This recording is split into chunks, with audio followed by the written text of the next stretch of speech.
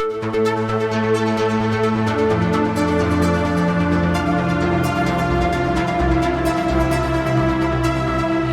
and welcome to the Sensibly Speaking podcast. This is Chris Shelton, the critical thinker at large, coming at you on iTunes, Stitcher, Google Play, and with video here on YouTube. And hopefully, when I get some emails confirming the case, I will be able to add iHeartRadio and Spotify to that list of where you'll be able to access this podcast. I know randomly they've come up, a couple episodes have in a couple places, but now I want to get it regularly streaming to those platforms as well. So, welcome to the show. As you can see, this week I am welcoming back my favorite guest, Jon Atack. Hey, Jon, welcome to the show. Hey, Chris, always a pleasure to be here. How many is this now? It's about 150 shows. Something like that, exactly. We've done quite a few. I actually have a whole playlist of you on my channel. Yeah, and you and Rachel Bernstein have both been graced with the only ones with individual playlists on my channel, and I'm privileged. Yes, very happy. Well, happy to have you here. How's it going out there? Pretty good. It's been a bit too hot, really, but then the humidity is a bit high here in the United Kingdom, but otherwise we're doing well, and I believe we're doing rather better with the COVID-19 than the United States is at the moment, which I'm very sorry about. Yeah, although I'm seeing that we are seeing an increase in Spain, France, Netherlands apparently reporting a bit of a beginning of what looks to be a second curve, as opposed to the United States, which arguably hasn't gotten out of its first one. I haven't seen the overall plotted graphs for the U.S., but I understand we're still in the thick of it, and we are. Oh, Australia also is apparently on lockdown. There's a little bit of lockdown in Australia, but not the whole of Australia. Yeah, not the whole place. Yeah, bits and pieces of Spain. We've got 3 towns in lockdown, but the big surprise was Leicester, which is just up the road from me. And they went into lockdown with a lot of cases. And I sort of went, well, that's because of the rag trade. The clothes industry is centered in Leicester. And to our horror, we find that there are perhaps 13,000 slaves who've been imported from South Asia, where, of course, in India, they have 13 million slaves, according to the United Nations. Wow. Out of the 35 million in the world, the majority are in India. So they're just people who've been imported in here and put into sweatshops. And hopefully something will happen about that, because slavery is the worst of all evils. And we shouldn't be doing that in the modern world at all. No, I definitely agree with that. Wow. Well, may you live in interesting times. I guess we've all sort of are living that curse now. It's interesting how you realize the day you realize that your life is now part of an actual history book, where you thought maybe you're going to go along and interesting things will happen during your life, but you won't really be living in quote unquote interesting times, right? Which are going to be slotted for some degree of discussion in history books from here on out. I mean, in the same way, the 1918 epidemic, that's just always going to be there. That's always a piece of history. There it is. The world wars, they're always going to be there. They're just too significant to leave by. This COVID-19 worldwide epidemic is clearly one of those things. It's touched every single country in the world. And yet, Fukuyama said that we had reached the end of history after the Berlin Wall came down. And yet it keeps on coming. More and more history every day. Ban it. Stop it. Protest against it. No more history. We've had enough. Yes, I want no more history. No more history. Of course, we can't really have too much present without history, so it doesn't really work out so well. And I think that the times we've lived through have been astonishing. From the end of the 20th century through the 21st century, that such things as the Genome Project, which admittedly didn't fulfill the promises we'd hoped for it. We thought it was going to cure everything, and I think there are 4 diseases that it cured so far. But it nonetheless gave us a tremendous new understanding, the mapping of the brain that is gradually happening. I've been reading books since, I think I read Oliver Sacks' Man Who Mistook His Wife for a Hat in 1984, when it was being said we've learned more about the brain in the last 10 years, And every decade, this one's now being trotted out. And we are gradually starting to find something out, at least. But, our essential subject today, the subject of authoritarianism, which has become central to me. I used to talk about cult groups. I now talk about authoritarian groups, because what's wrong with a cult group is it's authoritarian. It has people in it who believe that the leader should be followed, and it has leaders who believe they should be followed. And it does away with consensus in the democratic process, but it also does away with good sense and science along the way, and puts us in a very dangerous situation where in the world today we have so many leaders who are authoritarians. They're people who are narcissistic, who believe that their word should be law, and are dictating our futures for us. And I'm not just talking about the Don here.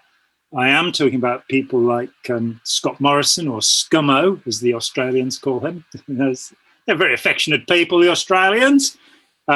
Duterte, what a wonderful man. My only crime is the extrajudicial killings. And I quote exactly. It's just that I've murdered people. Why are people getting mad about that? Abe, Shinzo Abe, Modi in India, Bolsonaro in Brazil, Putin, Xi, and of course, Mr. Kim. That all of these people who are basically idolized and worshipped by a small amount of people as if they were gods on earth. And as I said in our prelude, when we were thinking about what to talk about, if you trace that history right back to Sumeria in about 3500 BC, you have this idea that the gods give power to the king, and the king then emanates this power outwards. We find it with the pharaohs, we find it in China with the emperors, in India, and the divine right of kings, as it was called in the 17th century in Britain, where King Charles I stood up against Parliament because God had appointed him. And it's one of the letters in Romans that the nasty family in the US, the Fellowship, use to say that basically God appoints the leaders and you have to do as you're told.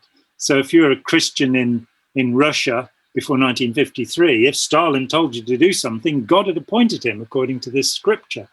This wild idea that there's some kind of authority that descends from the heavens and is imbued through these people who then get to boss us around and do, let's face it, some of the most stupid things ever.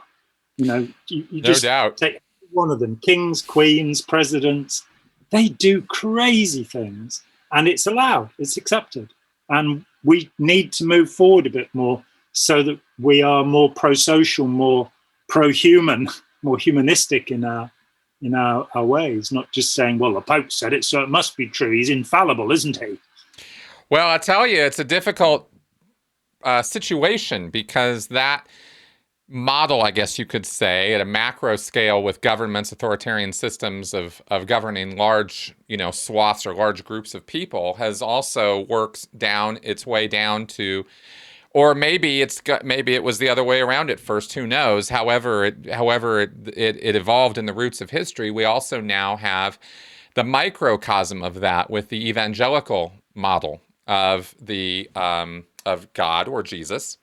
And there is this umbrella of protection. This is a literal diagram of God, and then there's this umbrella that protects, and then the father of the family unit now, is in this position of being ordained and empowered by God directly to be the leader of the family. His word, he is the final decider, he is the arbiter, he is the one who decides the course and direction and conduct of the family.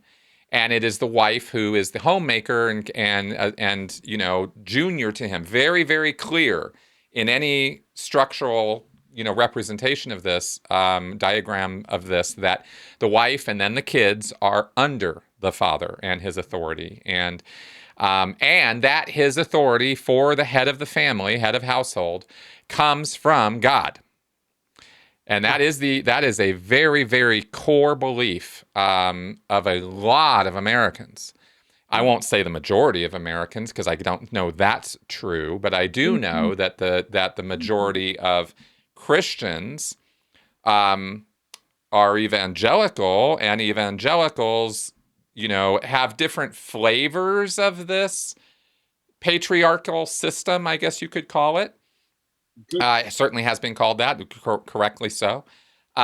This very old, very, very old system, and this wasn't originated in the United States, but it is exact parallel to this government problem we're talking about.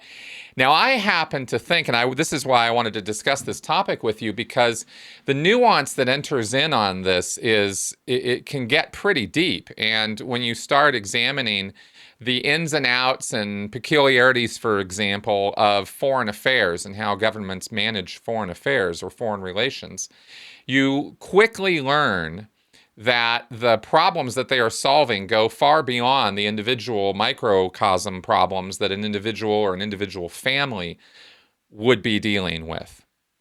And I think it's important when we talk about governments to make this differentiation. Otherwise, I think we might fall into the same kind of fallacious thinking of, well, I can balance my checkbook. How come the government can't? Yeah. As Margaret Thatcher put it when she was Prime Minister. Right.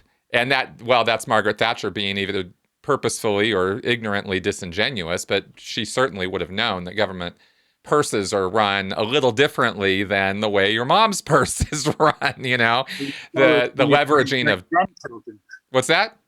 You borrow from your great-great-grandchildren to run a government. Right. Because government economics are very different, leveraging of debt, they can create currency that you can't do that in your house. There are significant differences between a government's economic system and a family household system. And in the same way, there are significant differences between the interests of a nation and I don't want to try to make this all about foreign affairs, but this is how I was sort of introduced to this line of thinking of like having to think about this and go, well, wait a second, there's a little bit more to this than simply he's a narcissist and so he's a bad man. And I'm not talking about Trump right now. You listed out a whole array of people we could be talking about. I'm not being specific about anybody here when I say that, there's a narcissist in charge. Shit. That sucks, but it sucks because of different reasons than it would suck as head of household or being in an intimate relationship with said narcissist, where the dynamics are a little different. They don't scale exactly the same way, and I thought that might be something we might want to discuss. Yeah, first of all, let me pick up on the idea of the narcissist. Sure. We tend to use the word to mean somebody who has the narcissistic personality disorder, someone who is a malignant narcissist or dangerous narcissist. Yep. That concept was invented by Erich Fromm. Mm-hmm. You've discussed this on your channel. Yeah, in a book called The Heart of Man. And what's fascinated me in reading his work is that he is talking about two kinds of narcissism, one of which we talk about. There's a malignant narcissist. They make up a pretty small percentage of people. They are dangerous to us all. They're predatory. Donald Trump has said there are predators and prey. Mm-hmm. That's all there are. I would say that that's a wrong model of society. There are predators, there are prey. There are also non-predators and non-prey. Yep. And I seek to be neither a predator nor prey. That's my objective in life. It's very hard with governments as they are not to be prey. But the malignant narcissists make up a very small quantity. Fromm doesn't quite join all of the dots in his own thinking, I don't think, because when he started writing in 1941 with Escape from Freedom, he said the problem in society is that the majority of people do not develop a self. They have a pseudo-self. And he says the problem with Freud's idea of the narcissist, and Freud introduced the idea of psychology, is that he thinks it's incurable, that we're all narcissists. We either have primary or secondary narcissism. And so if you pay for 3 50-minute hours per week for 5 years, which is quite expensive, you can hope to have developed from being a primary narcissist to being a secondary narcissist. That's as good as you can get. Fromm says not so. Freud's idea is the narcissist only loves himself or herself. Fromm says no, the narcissist is somebody who does not know how to love. And I think that is a foundational idea. So he would say that about 60% of people never develop a self. They have a pseudo self.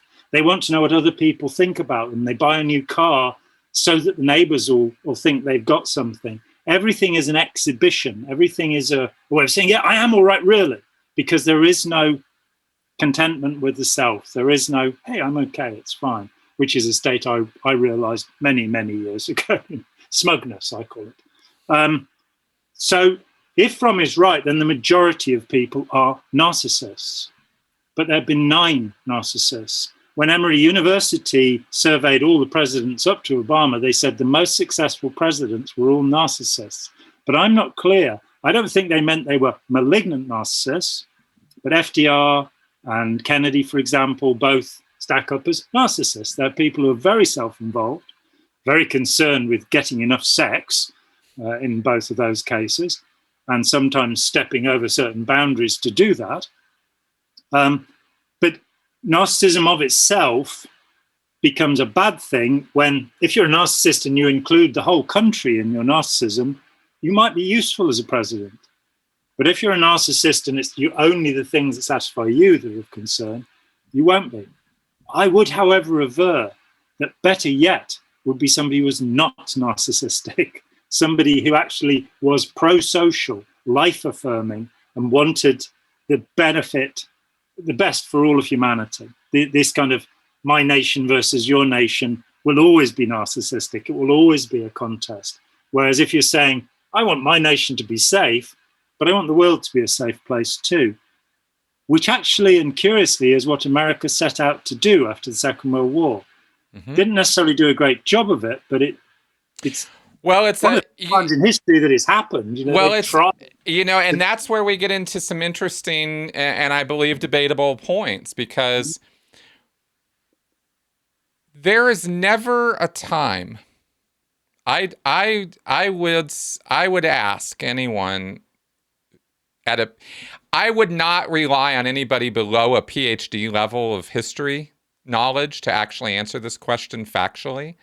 But I really wonder if there was ever a time that human beings were actually satisfied with their situation or their governments.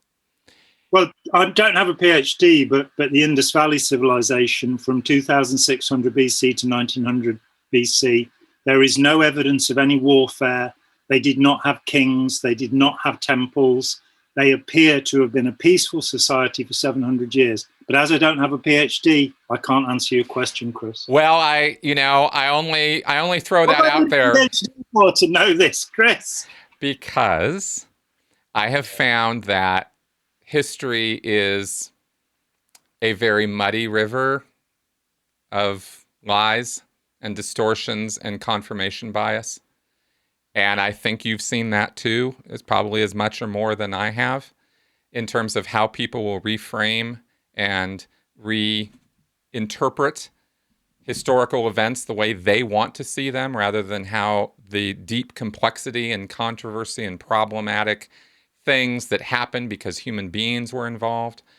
Human beings are not naturally real peaceful folk. And, we're pretty contentious. For 700 years, we don't have any history from them because we can't read what they wrote. We only have archaeology. Right. But we have no weapons of war. We have fortifications along their southern border. This society is now in modern-day Pakistan, Afghanistan. But for 700 years, no armies, no priesthoods. It would be absolutely fascinating to see. I mean, does that mean that there is simply no evidence of it, or that they didn't have it? Because those are two different things, right? They have implements, that you could cut things with, mm-hmm. but they don't have armor. They don't have shields. The things that you find in every other culture that denote that war was fought, they appear to have held off people on the southern border for a while, but their society, there are other contemporary societies. If you look at the Kogi in Colombia, they have no history in the last 400 years of any warfare, and they have almost no crime. By our terms, they are an authoritarian society. They choose children who will be brought up to be the leaders. There is no democracy, but they're a quite remarkable society. They their history, they do have history. It goes back to the conquistador when they came and said, we're going to destroy you, and set dogs on them. Right. And they retreated, and they've kept away from the Europeans ever since. Well, that was a point I was going to go with is that, you know, you talk about this lasting in terms of hundreds or maybe even, you know, 1,000 years. Well, that would have to mean that nobody else was also trying to encroach on their territory too, because war is a two-sided thing at least. And, you know, a lot of war is defensive. I mean, you have cultures that are not trying to go out practicing war, but their neighbors sure are, you know, and you see this in societies across the, you know, United States Native American plains. I mean, you had the Comanche running around just, you know, pretty much picking fights with everybody.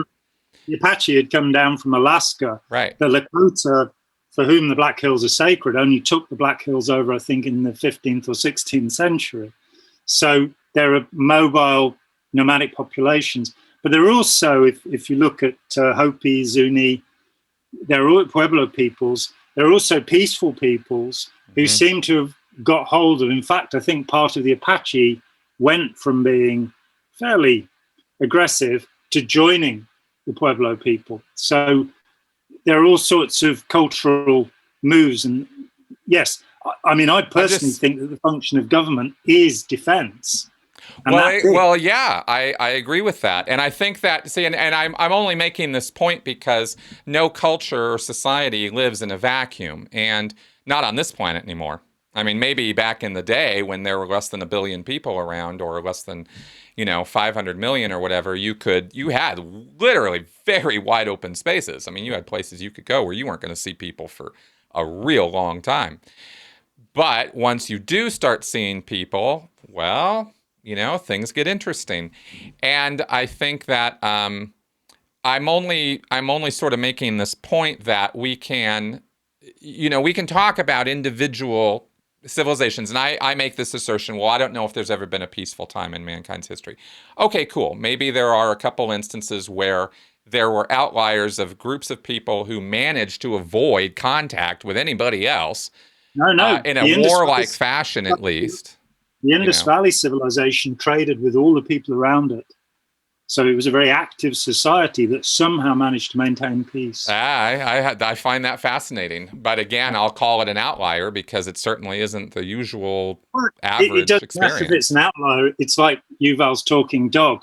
If it has happened, it can happen. Oh, yeah. I'm not trying to assert that it can't happen. That's not my position.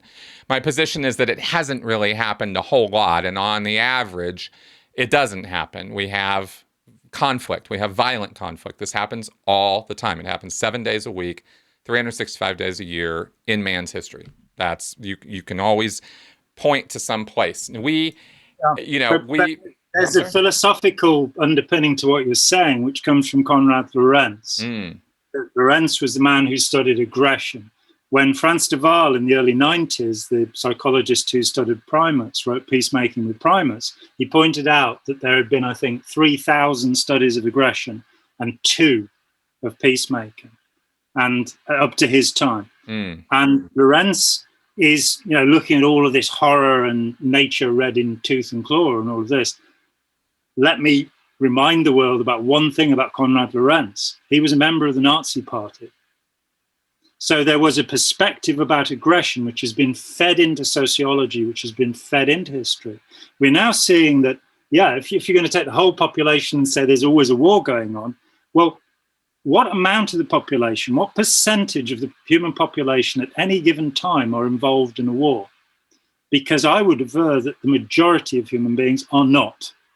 No, I would agree with you, and yet it seems to be, as you just cited, I cannot reduce down the fact that there have been, you know, countless studies on war and 2 studies on peace as just the act of, or the consequence of, you know, authoritarians pushing their way into sociology. I have to also look at the broader picture there of what are we really interested in?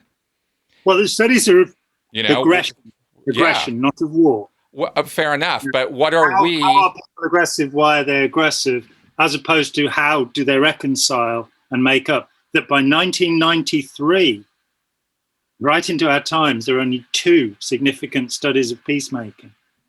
It's the same with mental illness, that there are massive studies of depression, but until the 1980s, there was almost no study of happiness. Right. That's exactly. It tends to tilt the picture and make us. So now there are people who are putting forward the point of view that, in fact, we are actually, let's go Raymond Dart. Raymond Dart, 1925. He's a professor at Witwatersrand, what a lovely word that is, university, and he has been in the Schwarzkrans caves. He is the guy who brings forward the tongue baby, which is one of the significant hominid fossils. Now, he goes into this cave and he finds these long tusks, and he finds human hominid skulls that have been penetrated by this. And from this, Lorenz will work out of what Dart puts forward. Dart says, well, this shows that our ancestors were violent, terrible people. You know, they were going around there with these piles of skulls with these holes in them. Bob Brain, in 1977, I think it was, is his successor at the University of Witwatersrand, and he goes to the Schwarzkrans cave, and he takes out some of these tusks, and he gets an electron microscope and has a look at them. And sure enough, they're found in burials with hominids, but he finds that they've been used to dig up roots, and that when you look to the skulls that have been penetrated by things, there are always 2. These hominids were killed by the beast that these tusks came from. After the beast died, some more hominids came along and went and dug up some parsnips and carrots with them. Out of this came a whole theory of the vileness of man, perpetuated by Konrad Lorenz and, I again say, sociologists, rather than the real evidence, where Bob Brain showed that these hominids were actually pretty much like chimps.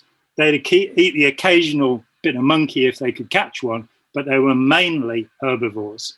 Right. So you get a whole idea of what humanity is that comes out of this, which is, you know, we have Durkheim and Weber and Malinowski and Margaret Mead and all of these people, and they weave these spells around these Victorian and mid-20th century ideas. We need to wake up and start looking at the world in a different way. Human beings, for the most part, are not aggressive. They can be made to be aggressive. They can be whipped into aggression, which is what authoritarianism does. Is there some way that we can enhance reconciliation techniques, that we can get people to talk instead of throwing rocks at each other, you know, some truth and reconciliation instead of, you know, going down to Clearwater and throwing things at the Sea Organization members? Yeah. Some way of, you know, bringing that on rather than the leap to violence, which seems to be so natural still in some countries. Excuse me. Well, that's kind of my where I'm going with this, is that it's a nice idea, and it's one that I certainly embrace philosophically, that, you know, peace is better than war, that compassion and tolerance are better than, you know, antagonism and violence and you know, and arguing all day. And yet there's a practicality to this too, right? Which is that I am careful. I don't want to say I'm fearful too. I just, because I don't think it's that strong, but I'm trying to be careful to not wander into airy fairyland. And I've been in airy fairyland. It's a nice place to be. It's really comfortable. Right? I lived there for decades. Airy fairyland is a wonderful place because you think that the work you're doing really matters. You're really making a difference. You're changing the world. You know, you're gonna do something, and things are gonna be different now. You know, and then you have to kind of, you know, coming out of that, and years of acclimation to the real world sort of, you know, disabuses you of certain ideas, such as that, you know, one person is going to go out and change the world, or is even going to, you know, save the world or make a big difference in the world or something like that. You kind of have to step this back a little bit, you know, kind of get out of airy fairyland and get into the real world. And the real world is one of nuance, conflict, complication, and a whole lot of things going on, a whole lot of people trying to do a whole lot of stuff. And in that, amongst all of that stuff is aggression. That's a reality. It's not something I want to have exist, and yet it does. and there's nothing I can do directly to wave a hand, cast a spell, say magic words, and it's all going to stop. It doesn't No, I work don't that think way, at any right? point I'm advocating the use of enchantment spells or Oh, magic. no, I'm being hyperbolic to make a point. I'm Let, not let's, refuting what you're saying here, and there is a textbook which is of use, which is Aaron Beck's Prisoners of Hate, where he talks about aggression on the individual level, aggression in groups, and then aggression among nations, and ties together certain aspects of that aggression. And I do think that if people are, for example, abused as children, if they're violently abused as children, that there is much more likelihood that they will be aggressive as adults. yep, I agree with Um, that. if in societies where war has glory still associated with it, and I think we have seen a significant change. If you look to the 19th century and the way that you would work 12 hours a day, 5 days a week, half day on Saturday, and you get your Sunday off. That was normal. My great-grandfather, who drove a cab with a horse, he would expect to work a 12-hour day. His children might well start working in a factory at the age of 4. They might go up chimneys. They might go down the mines. The idea of them going to school, well, that's something that happens in this country in the 1870s, in the US in the 1880s. And in this country, it's so that their mothers could go to work. It wasn't so that they'd get an education. They'd learn their 3 R's, the reading, the writing, and the arithmetic. Spelling wasn't obviously among the 3 R's. I know, right? And, mum could go to work in a virtual slave condition. When you look at the strikes at the beginning of the 20th century in the US and the terrible events, factories burning down, and when Esso, Standard Oil, decided to kill 11 strikers. But eventually, we do now have better working conditions, better working hours, and the rapacious predators who were profiting so much, well, they still are profiting so much, but they've outsourced the slave labor into Asia, so we don't have to see it. But right. I think there has been a change in public perception. In terms of aggression, there's also been another change, which is that in 1900, something like 80% of the casualties of war would be soldiers. They'd be military people. By 2000, 80% of the casualties would be civilians, collateral damage. Collateral, exactly. Drones and whatnot. Do you think, something's occurring to me here I wanted to ask you about, which is because you brought up this timeline of sequence of events, and school is something that was introduced, I guess we're talking late 1800s, early 1900s it was clearly an institution before that. Schools existed in the Midwest, in the Western Plains and the first universal education was in Austria in the 1760s. It failed. The only one that continues to this day was in Prussia, in Germany, which was after the defeat at Jena, that the Prussians were so upset that Napoleon had beaten them, they decided they'd got to train soldiers from the get-go. Right. Schooling has never been about an education, universal schooling, in any country that I know of. It's always been about homogenizing. In the US, it was about homogenizing population. So you wouldn't have Italian Americans, right, African Americans, Jewish. Oh, you still do. But, well, of course we do, because, those things go back centuries. Like we talk about with religion or with getting into a destructive cult, you didn't get into it in one day. You're not going to get out of it in one day. It doesn't work that way. But the idea that these cultures still remain separated when the purpose of, the avowed purpose of introducing universal education in the 1880s in the US was to homogenize populations, to bring them a common language, to bring them a common culture. Mm-hmm. And there's nothing wrong with people keeping the traditions of the old homeland. Course not. It's all fine. The problem is where they a ghetto and a clique, and you get the mafia or the Russian mafia, or those groups which are essentially not very pro-social. Exactly. But do you think an unintended consequence, if that's the intended consequence, homogenization, ability to more easily create nationalism, let's say, or stoke the fires of that, I could see that being a thought process that certain people would have had about establishing those systems. Yet, at the same time, we have a more educated populace. And there are consequences of educating people broadly. And we know from history that this was something heavily frowned on for centuries. In Western cultures, for example, I mean, it was literally a killing offense to translate the Bible into English so the common man could read it. People died over that. That's right.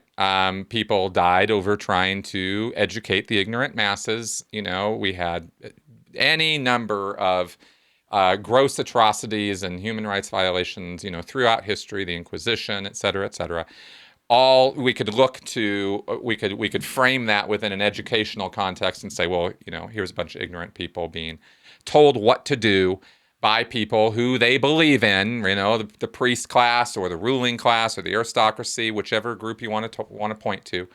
And these people at the same time are offering these ignorant folks, the masses at large, protection, security, you know, et cetera. At least that's what they say they're offering.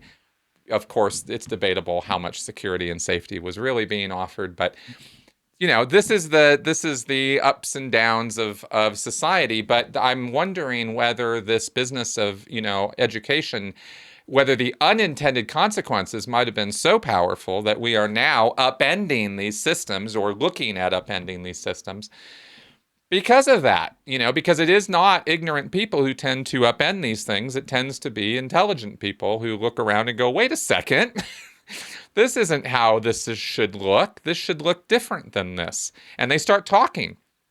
And then other people start listening to them and going, hey, I think you're right. And, you know, and with improved, you know, communications that we have now, with improved technology that we have now, which we've only gotten because we've been building on the education that we have been given through public schooling or through university education, through private institutions. We've been building this knowledge base at an incredible rate through the 20th century. If we sort of move the violence thing over to the side for just a second and go look at this knowledge base that we've built, well, what made that happen? Well, this effort at homogenizing people, I think, might have been a factor. I don't know. What do you think? It probably was a factor, but it's worth saying that literacy rates in Massachusetts are lower now than they were when universal schooling was introduced. The United States already had, in some places, an excellent educational system, which was actually not improved upon. I would say that there was a peak in intellectual achievement that was probably somewhere at the beginning of the 20th century. That you know, if I look to textbooks that were written, you know, if you look at some obscure subject, and I'm going to, like Persian poetry in the 13th century, which I'm sure is something that fascinates you. There's a man called E.G. Brown, who was a professor at Cambridge, who wrote a 4-volume set on this. From the beginning of the 20th century, when I started reading this material, I realized this man was so much more highly educated than any of our current professors. This guy, he spoke 7 or 8 languages. That was considered natural for all professors at that time. He read everything there was, and he could refer into all sorts of cultures. He really shocked me. And I realized that he was quite usual for a Cambridge professor of that time, Oxbridge professor. I think we have dumbed down significantly in our academic system. I think that the very bright are not catered for at all in our public school system. So therefore, we're not, you know, those people. I remember reading it's a book. I gotta push back here though, because worldwide literacy is better than it's ever been, according to, you know, Factfulness, that book. You know, the social scientist over, I think, is in the Netherlands, who's been doing all that work about how statistics are actually on the rise. What were the measures of literacy in the 19th century, Chris, that we're measuring against now? The Massachusetts system had a measure of literacy. I very much doubt there were that many measures of literacy anywhere else that we can make comparison with at that time. So, but Massachusetts is just such a specific zone. I mean, if you look at Massachusetts is what I know about, and that when universal schooling was introduced there, literacy levels went down. So the idea that the public school system has enhanced literacy, if you look to, say, John Taylor Gatto talking about it, who was the New York City Teacher of the Year and then the New York State Teacher of the Year. And you can buy a copy of the book he wrote, which was pretty much his speech saying our school system has failed completely. We should be able to teach them everything they need to know about reading, writing, and arithmetic by the time they're 8. Why aren't we actually getting any further? So I think there's more of a problem with the statistical construction than there is, in understanding the educational level. I think people are. I've heard the expression frequently with my own children at school. They have to jump through hoops before they can get an education. Yeah, I'm not trying to sit here praising, the graces of our educational system, especially when it's headed by somebody like Betsy DeVos right now. I'm trying to talk in a broad swath about the fact that, the data that I have is that world literacy, world poverty, world hunger are all on a decline. And not just a little decline, like they are, literacy is up, the poverty, the starvation, these kind of things are getting better. We're feeding more people, we are clothing more people, we are seeing more people, getting classes, getting education. I mean, I'm talking about South America, I'm talking about Africa, I'm talking about, Asia as well as the United States or the Western countries. The US has a poverty level for children of about 25%. So it's 20% here. We were criticized by the UN 2 years ago. I'm not sure about these statistics. Okay. I'm really not sure. And I'm not sure that until the 1940s, there were really instruments to collect those statistics. It's only when groups like Mass Observation in Britain in the 30s started really doing small-scale statistics that we had numbers. So it's over a pretty short period. I would say, however, that housing has improved, that as you say, the supply of food has improved, but we are also at the moment on the verge of a massive humanitarian crisis, which will start in the Yemen and which will then probably spread through the Middle East, through India and through Africa in the wake of COVID-19. So because we were not, even though the protocols have been in place since the 1940s, only South Korea followed those protocols with COVID-19. And so, they've got less than 200 deaths or something. And New Zealand did pretty well. 96 isolating themselves as well. New Zealand did it by exclusion, whereas South Korea did it once the virus had arrived. That the day after a doctor first diagnosed COVID-19 in a Wuhan patient, the government went into action. Day 2, they went into action. Here we had 3 months. In the US, I'm not sure the government has actually got into action yet. But maybe someday. You wear a mask. It's a patriotic thing. You don't wear a mask. You take chloroquine or what have you. Hydrochloroquine, yeah. It's I definitely have nothing useful or helpful to say about America's response to COVID-19. Okay. And there are no granaries prepared for the starvation that is just imminent now. Improvements in child labor laws, though you can still, in the Arabian countries, you can still buy a marriage to a 9-year-old girl for half an hour. So are we saying right now that things are worse than they were a century ago?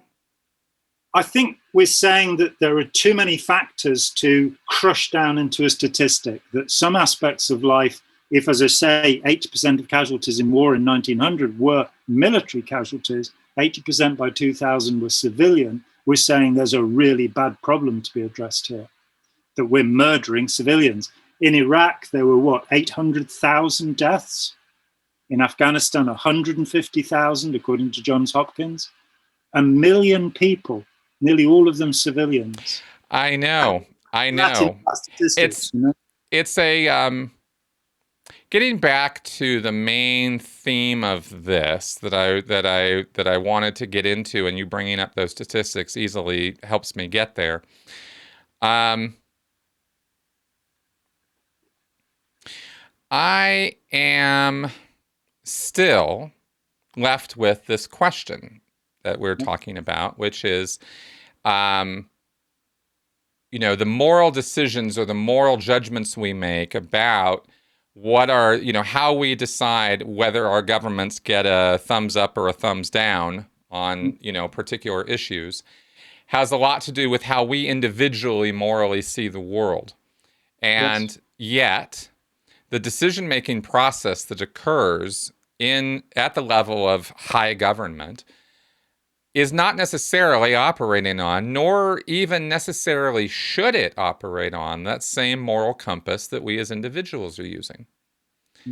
And that's my quandary, is I'm actually wondering about this. I'm not sitting here asserting that's a truth, although it seems to be empirically true that that's the case. That it's not the case that Donald Trump or Boris Johnson or, Macron or any of these guys are particularly sitting at home thinking about, okay, well, what do I want to do about this problem with Russia right now? That's not the calculus for making foreign relations or foreign affairs decisions, right? The calculus has a lot more to do with the interests of your nation as a nation, not the individuals in it, because there's a difference. It's called realpolitik. Okay, that's the term for it. Yeah, and with a K on the end, because whoever made it up couldn't spell properly. I've seen that expression before. I wasn't sure exactly what it was talking about. Yeah.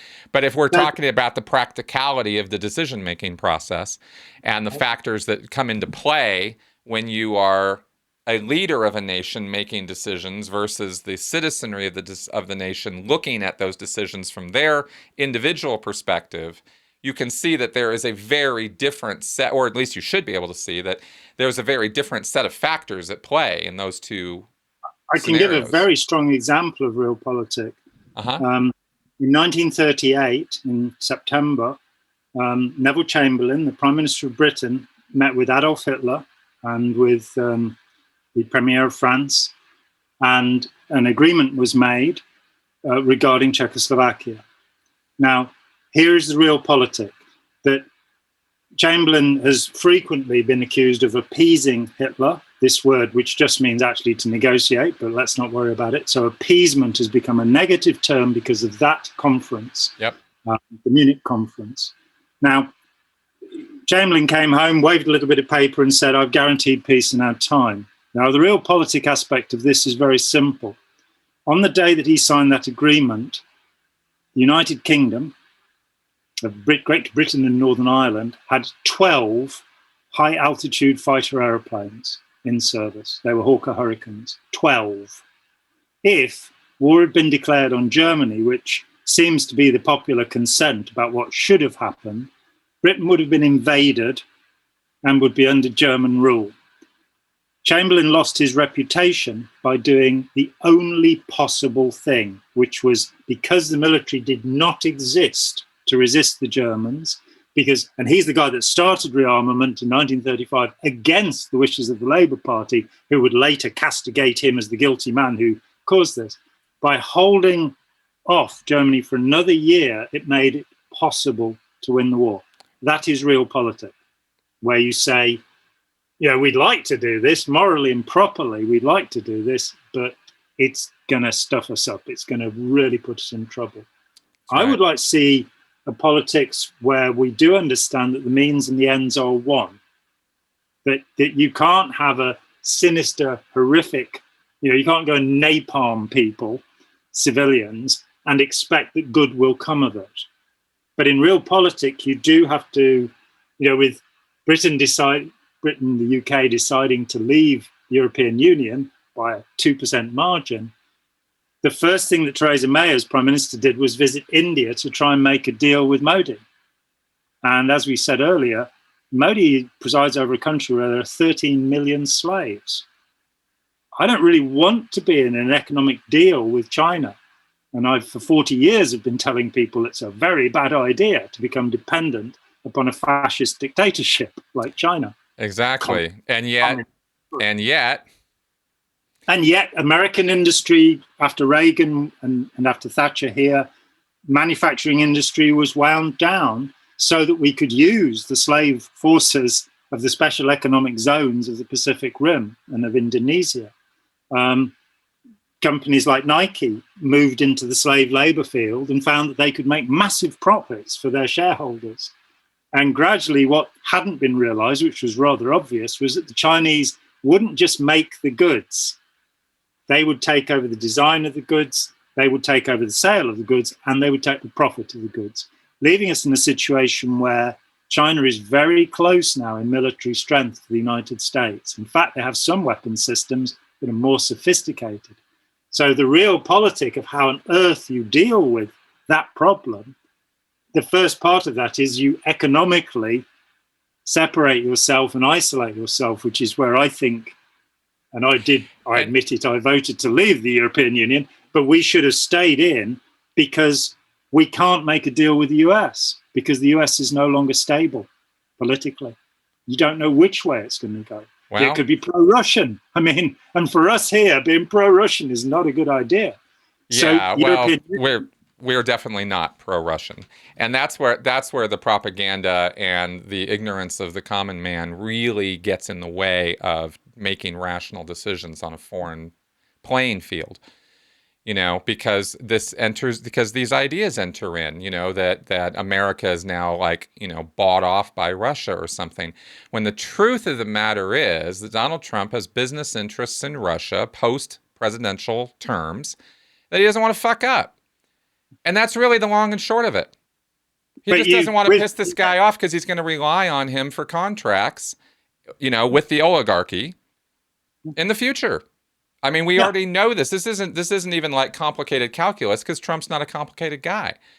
But, you know, we have other more complicated situations like Germany's relationship with Russia, in that Germany, because it decided on a green whim to close all of its nuclear power stations, which were, of course, environmentally relatively friendly in terms of their CO2 emissions, and to take gas in from Russia instead and to refire their coal power stations, which is pretty ungreen.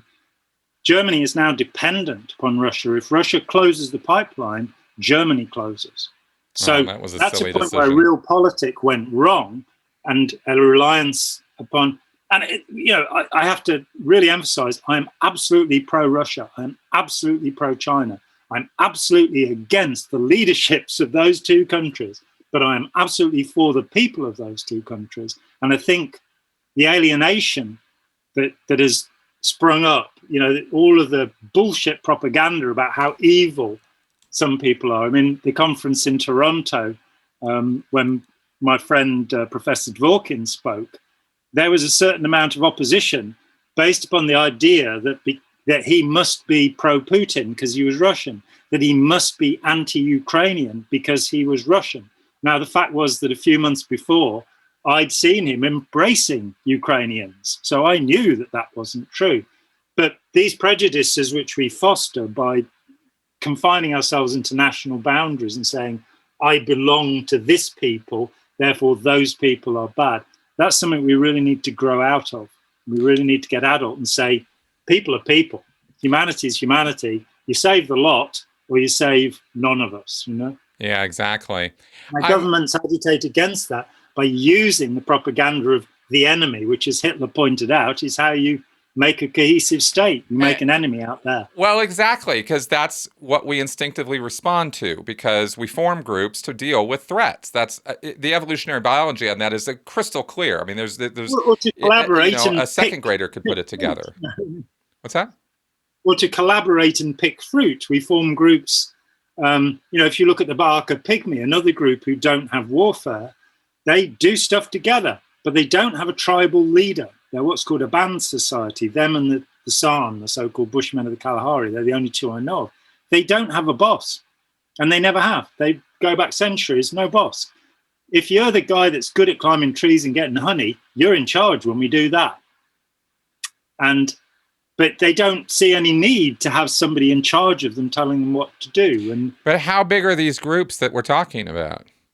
Well, I mean, you're always within the Dunbar number of 150 people. When you go beyond that, it gets difficult. Exactly. Exactly. So it's not exactly the outlier that it's sort of presented as there. But if the point is that groups get together to defend themselves, I'm just saying around common cause. No. Groups are about common cause. Yeah, exactly. But I think you'll probably be willing to go with me on this, that, and maybe not, but that the most dedicated, the groups that inspire the most fierce loyalty, dedication, energetic participation will be conflict groups, even if it's friendly competition, sports groups, but more to the point when it's lives on the line. What about monastic orders? What about the fanaticism of the Benedictines or the Franciscans, the Capuchins? These people are very passionate about what they're doing, and they're not out there fighting anybody. And the same with evangelicals in the US, that people come together with a real mission, with a sense of cause. Yeah, but they're always fighting other people. That's why there's always a war on Christmas every year. That's why there's a war on Starbucks coffee cups. Quite the same as the fighting that happens with tanks and missiles. Hey, it's fighting, man. It's competition, right? It's the evangelicals versus the atheists. And by the way, where do you think all those atheists come from? The evangelical community, right? They come out, they fight each other. I mean, this is, I don't want to go too big of a role on that because I'll start pissing people off. But it is kind of funny how, these groups tend to have been one at one time and now they're two and they fight. The Scientologists and the ex-Scientologists, the atheists and the evangelicals, the Islams and the ex-Islams. I mean, it's just that's where you get, the true hardcore stuff really comes out of that. But I'm trying to talk broadly here now. Okay. I mean, yeah, fine. Point me to a monastery. I'm not looking for the exceptions. I'm looking for the broad rules here. You can point outliers out to me all day long. It doesn't mean that the majority of groups cohese around common cause, and that common cause tends to be strongest and most passionate when it's survival on the line. There were more people involved in the monastic societies during the Middle Ages than were involved in the armies. So it's not a minority situation. And what's more, wait a minute. What's this now? You're telling me more people were in the monasteries than were in armies? Where? When? How does that work? If you look at the period between, say, 1200, around about the foundation of the Franciscans, through to the dissolution of the monasteries by Henry VIII in the 1530s, you'll find that the armies are actually tiny. There are these small professional armies in Europe. Mm-hmm. The monasteries are overflowing with people. So there is a comparison in numbers. It has not always been, and you could look at the same in Buddhism in India during the reign of Ashoka in 300 BC, around there. So there have been huge populations involved in monastic communities, in religious communities. Are we assuming that those are non-violent communities by nature? Because you've pointed out to me many times that Buddhists are violent, and that and certainly Christians in Western Europe in the Middle Ages were not pacifists. I mean, Crusades. The Capuchins, the Benedictines, the Franciscans were. If you're talking about the Knights Hospitaller and the Knights Templar, they're relatively small groups. Mm-hmm. In terms of Buddhism, it's only within the 20th century that Buddhism, with soldiers, and particularly in Japan. Since then, of course, we have Sri Lanka and what's happening in Myanmar at the moment under the guise of Buddhism. But the Buddhist, if we go back to Ashoka, which is around the time of Alexander the Great, we're talking about a period where there had been tremendous warfare, and this one man then switches it over, and the armies disband, and you have monastic communities. The flagellant communities of the mid-14th century in Europe, there are many times when there have been huge amounts of people. Sometimes, yes, the two things overlap. So you get the People's Crusade, the First Crusade in the 12th century, which just pulls up whole sections of the population and goes and has them commit mass suicide against the Turks. Well, there weren't even Turks there at that point thinking about it, but against the peoples of Asia Minor.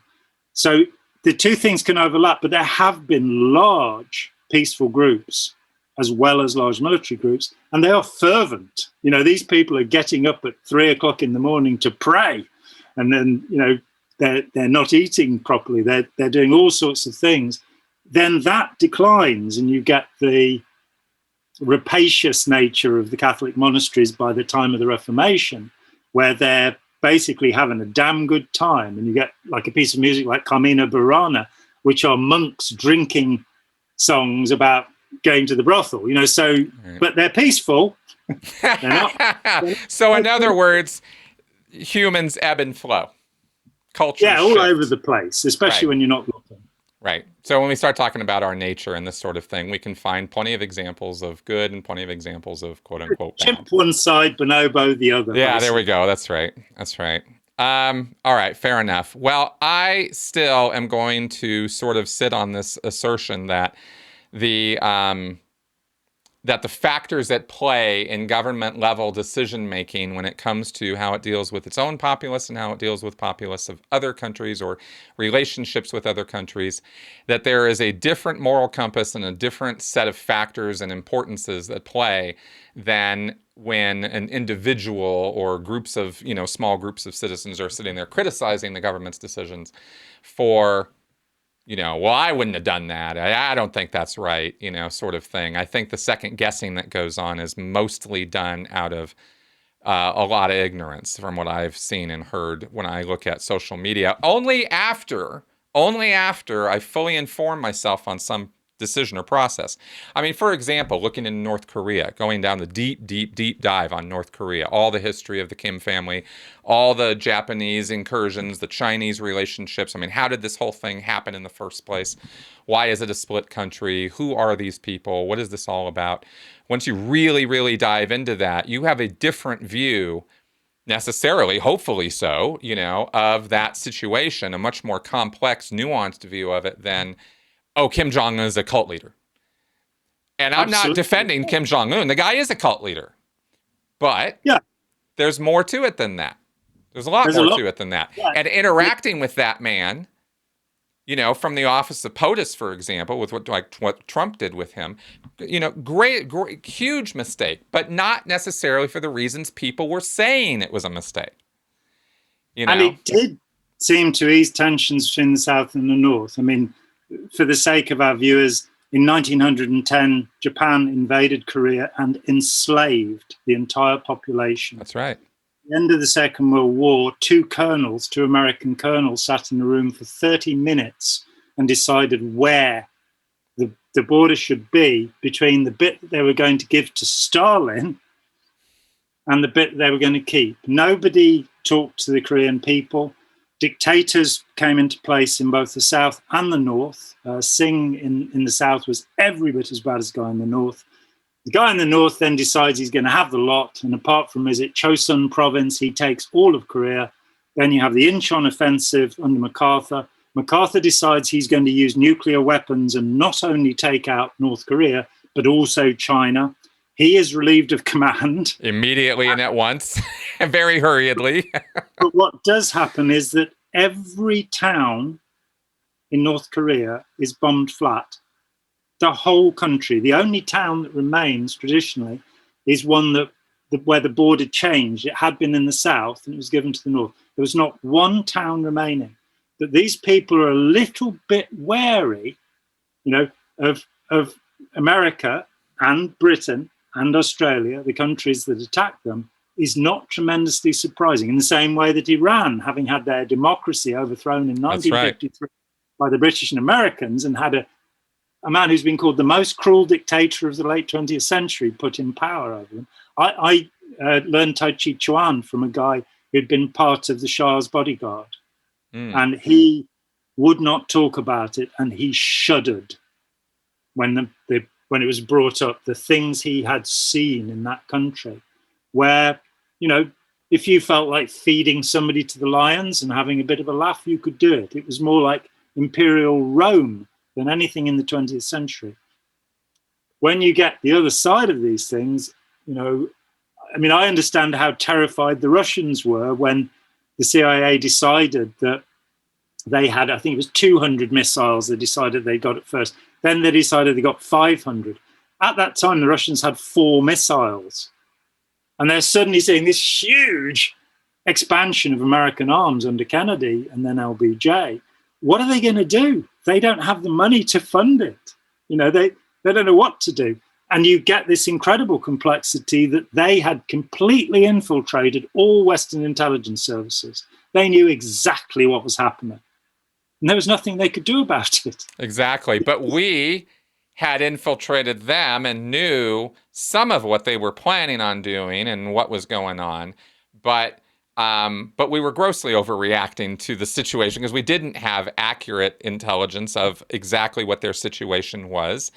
And it Nothing took like us a while to catch up on all of that. And John Rumsfeld was involved in the first Bush government, and indeed, of course, before with Reagan, in projects he and his friends were called the Crazies by other presidential aides. He was on a mission to find out what weapon systems the Russians had, and he decided they had invisible weapon systems because they didn't appear to have some of the systems the US had. Right. So they must have superior ones. At that point, a MiG came down in Germany, and they found that it was made of regular steel. It wasn't even titanium steel like a Phantom. They had nothing. Right. And except their intelligence. You probably know that at the end of World War II, Reinhard Gehlen, the head of the Nazis' intelligence in Eastern Europe, went to the US authorities and said, you've got a choice. You can hang me for a war criminal, or I'll give you 2,000 agents. And they decided on the latter, because this is, remember, realpolitik.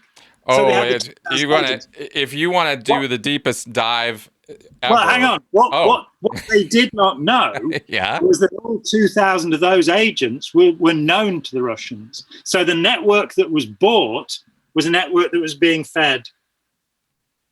So, realpolitik, I think sometimes we need to come back to a moral compass which says we are life-affirming.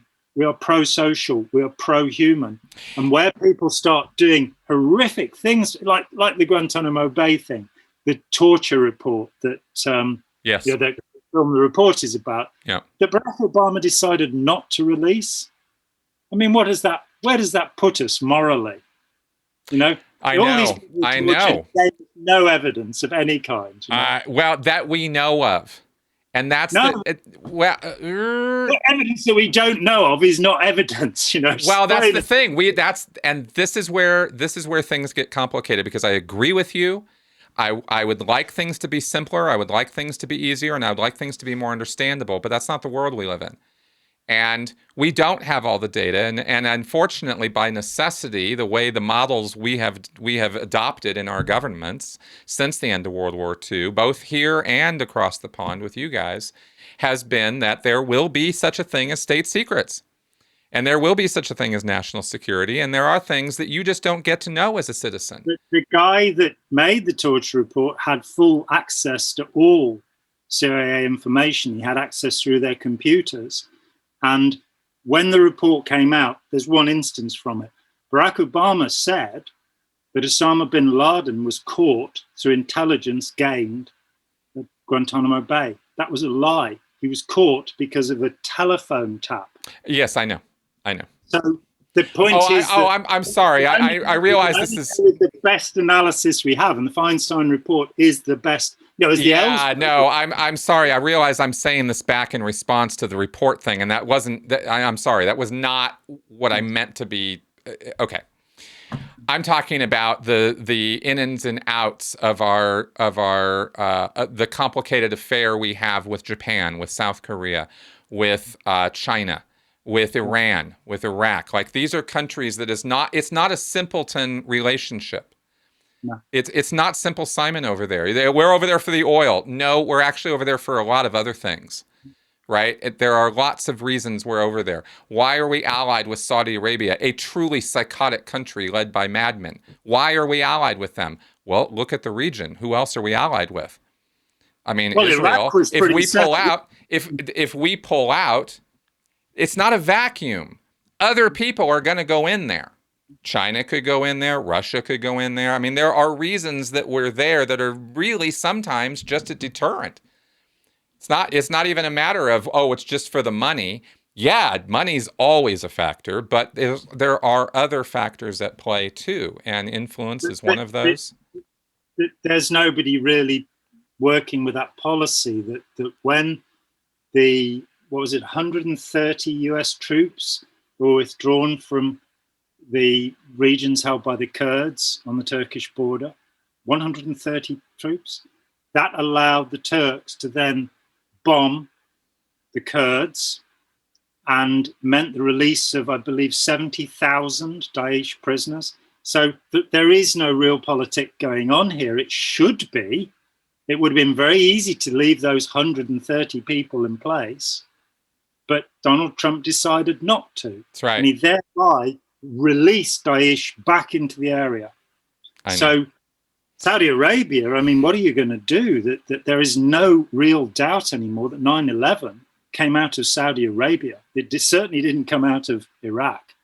And that Al-Qaeda, so-called, is a Saudi Arabian organization funded by, the Bin Laden Bank, among other people, who also funded George Bush Jr. It gets very confusing, doesn't it? Well, it does. It does get confusing. I believe realpolitik should be played, but I think what history tells us is that it hasn't been. That idiocy has been the policy from one generation to the next. Yes, I think that it has been. I think it's been a mix of both.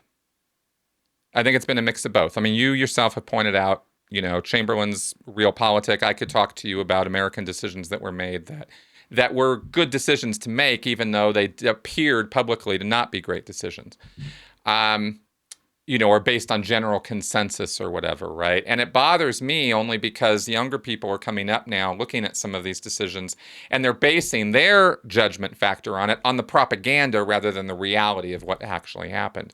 Because we're not even used to talking about these things in this deeply of a nuanced kind of way. You know what I mean? I only learn about all this stuff because I am figuring out, or I'm learning as I'm going here, as I'm over the last few years. Well, are these decisions Donald Trump's making with our allies and our enemies? Are these good? What is these decisions based on? What is this? What's going on here? If I just kind of, okay, he's a narcissist, he's horrible, and everything he's going to do is bad. Well, that's not very nuanced thinking, right? And that's not very critical thinking. So I feel bad about myself when I think that way. So then I go, okay, well, I should look deeper and I should go diving into this more. And so I do, and I try to take a little deeper dive than usual, and come away with all these questions, right? Which prompts our conversation here of, well, wait a second, this isn't quite as simple as I thought it was. And in fact, some of these authoritarian moves that get made actually are the right moves to make. But, now here comes the great big but. Then you get somebody like a Donald Trump coming along. And, George Bush was what we thought would be the stupidest president ever, right? Like we thought George Jr. would be like the craziest. I mean, I've seen that guy on a hot mic saying things that were clearly out of some Ambien, fugue. I mean, I have no idea what this guy was talking about, right? Had you halcyon and admitted to taking up to 6 of them a day on a hot mic, not realize, talking to Larry King. In Europe, halcyon is a banned drug because one of its normal side effects is psychosis. Yeah, and exactly. The President of the United States, while president, was taking 6 a day. Yeah, exactly. So we knew that was bad, and we thought, well, that's as bad as it can get. And then we have Trump come along, right? And I know there's a lot of people out there who really dig Trump. I'm sorry, I'm critical of the guy. I personally, as an individual, I don't like him. I don't like the decisions he's made. I can see the monster factory that he was raised in. I get it. It's not like I have to blame him or think he's got some evil black heart. He's the product of his family, and his family were awful. And Norman Vincent Peale, the cult group that his family belonged to, is one of the most powerful and influential and dangerous cult groups of the 20th century. Exactly. The power of positive thinking. That's right. And his dad, Then he said the military academy and... Yeah, Exactly, Mr. Bone Spurs, et cetera, et cetera. So we know Trump's not an overachiever. We know Trump is a liar. We know he's a pathological liar. There's just no other word to describe the level of dishonesty that the man lives in on a daily basis. But more to the point, I'm even willing to forgo and forgive even that if the guy was making smart decisions in terms of policy or in terms of, improving our standing in the world. And the fact of the matter is that he has made some decisions that inadvertently were not necessarily bad decisions on a foreign playing field, but his whole attitude about it is so fucking off the rails because he comes at it as though he's a mob boss, because Yeah. that's the world he actually lives in. He's a developer in New York. Do you have, if you want to know about the mafia's connections with real estate development in New York, go look up the Concrete Club. Go look up how business actually gets done in New York, or how it was done in the 70s, 80s, and 90s before Giuliani came and busted these people's asses. So you've got this criminal background, so you have this criminally minded person who has now risen through what I am convinced, and I don't know that I will change my mind about this. Maybe somebody could convince me otherwise, but I've been watching this thing from day one, and I'm absolutely convinced that Donald Trump did this whole campaign as a propaganda thing, as brand placement, product placement for himself. And he won. And he didn't see it coming. Nobody saw it coming. The Democrats didn't expect it. The Republicans didn't expect it. The GOP only started taking him seriously in the last couple months of the campaign and started endorsing him. So anyway, my point, though, where I'm going with all of this is not to go on a tirade about Trump. It's just to point out that his attitude towards how we deal with foreign relations and foreign affairs, allies and enemies, is way, way off, because it's all, from in his mind, it's all about, what are you doing for me? Yeah. His whole take on NATO, you guys ain't paying your NATO dues, right? You're not paying your percentages. And so we're carrying you, because he thinks we're a protection racket around the world. He thinks our bases in South Korea, Germany, our Syria occupation, Afghanistan, he thinks that's all some kind of protection racket, because that's how he thinks. And that's crazy. It's crazy. So he has stumbled into, his unpredictability has set the other authoritarians a little bit off. Z doesn't really know exactly what to do with Trump. Kim took advantage of him for as long as he could, but he got wise to him, right? I mean, Trump got wise to what Kim was up to. It only took about 30 briefings from his State Department and his staff before he finally clued in that he should stop talking to Kim. And I don't know that he's still really got it through his head. But anyway, this is speaking to your point about how if we could merge or meld these things, or somehow get this moral, this idea that leaders should be working for the good of their people and perhaps for the good of other countries at the same time, if possible. But that's where the rub really enters in, because sometimes other countries are led by people who, are not good people. No, and I mean, on the point about Xi and Trump, I think Xi understands very well what Trump is. Mm-hmm. And if you look at what China is doing with its new Silk Route, that the one band or whatever it's called, I don't remember. Look at what's happened in Sri Lanka. That they loaned them the money to create this fantastic airport that nobody uses. They loaned them the money to make these fantastic new docks that nobody uses. And then when they couldn't afford the repayment, the interest payments, they said, okay, give us a 100-year lease. So what China has done is create military bases right across Asia by doing this, and into Africa as well. So China actually now has the potential, it has the weapons. I don't think that Xi is a warmonger. I don't think that's where he's going. But he has the power now to stand up. And economically, they're going to be the most powerful people in the world because we let them. Well, that's exactly. And it's people like Trump who would allow that to happen, because he truly doesn't understand. what and who he's dealing with. But it started in the 60s with the globalization project when Sukarno was allowed to do what he did. Was it Sukarno? I get them confused. One was deposed. But the East Timor massacres, yeah. A huge amount of people just annihilated, so that Nike and Alan Sugar, the man who actually started the program The Apprentice, wasn't Donald Trump. He could move his Amstrad there. These people whose only concern is making money. Yeah. And I think if there's a moral shift in our society, you go back to when, what's his name, Bernays was inventing public relations. Oh, right. Exactly the same public relations that Goebbels would use, as he pointed out. Yep. Bernays is kind of saying, well, of course we want democracy one day, but only when the public are educated enough to be democratically aware. Until then, we have to have patrician capitalism telling us what to do.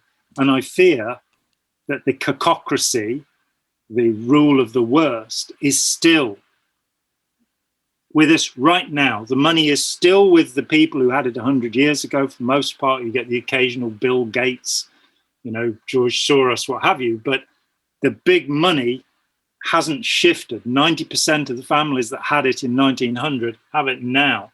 And they have power over the world, which in a democratic society they should not have. You shouldn't be able to buy politicians. You shouldn't be able to use realpolitik to say, well, if you don't give us the concessions we want, then we won't do this for you. Those kind of things should be gone. At the other end of the scale, I am opposed to state control.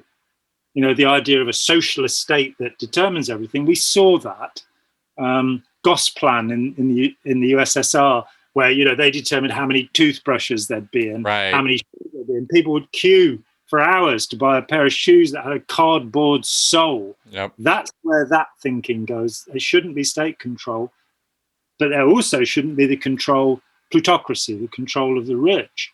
Right. How we solve that problem while getting a moral compass that actually doesn't allow the massacre of children, which I'm afraid is still happening as a consequence of Western military action. Look at the arms that we're giving to Saudi Arabia to kill children in the Yemen.